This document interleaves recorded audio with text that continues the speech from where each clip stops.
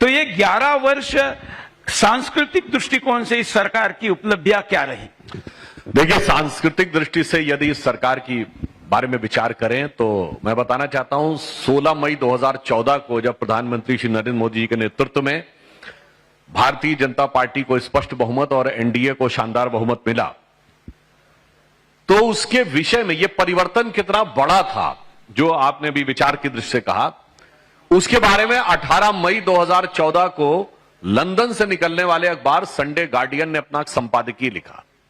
उस संपादकीय का शीर्षक था India second tourist with destiny, यानी भारत का नियति के साथ दूसरा मिलन। यह उससे रिलेटेड है जो 14-15 अगस्त 1947 की रात को जवाहरलाल नेहरू जी की फेमस स्पीच है, ट्रिस्ट विद डेस्टिनी। अब उसमें क्या लिखता वो अखबार कि अभी तक उन दलों के हाथ में ज्यादातर सत्ता रही थी जो ब्रिटिश कॉलोनियल लीगेसी का माइंडसेट कैरी किए हुए थे। पहली बार एक ऐसे विचार के हाथ पूर्ण सत्ता आई है। अटल जी के जमाने में हमारे पास पूर्ण सत्ता नहीं थी, एब्सोल्यूट मेजॉरिटी मिली है, which is having no impact of British colonial legacy. तो आगे जानते हैं उस अखबार ने क्या लिखा? सो 16th of May 2014 should be remembered in Indian history as the day on which Britishers finally left India. और यह बात मैं ऐसे ही हवा में नहीं कह रहा हूं, एक तो यह अंग्रेजों का ही अखबार लिख रहा है कि ब्रिटिशर्स फाइनली लेफ्ट इंडिया। बहुत से लोग कहते हैं कि साहब क्या आप लोग तो ऐसा कहते हैं कि 2014 के बाद ही आजादी मिली।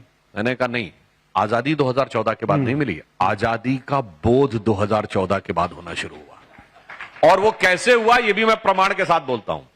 15 अगस्त 47 जिन लोगों को आपत्ति है हमारे कांग्रेस के मित्रों से, सब प्रमाण बोलता हूं। अगर इसमें एक फैक्ट भी गलत हो, बाकी करोड़ों दर्शक सुने और विचार करें कि किश्तों में स्वाभिमान की भावना कैसे कैसे टुकड़े टुकड़े में हमें मिली है। 15 अगस्त 47 को देश आजाद हुआ तो 30 जून 1948 तक माउंटबेटन रहे भारत के गवर्नर जनरल 1 साल।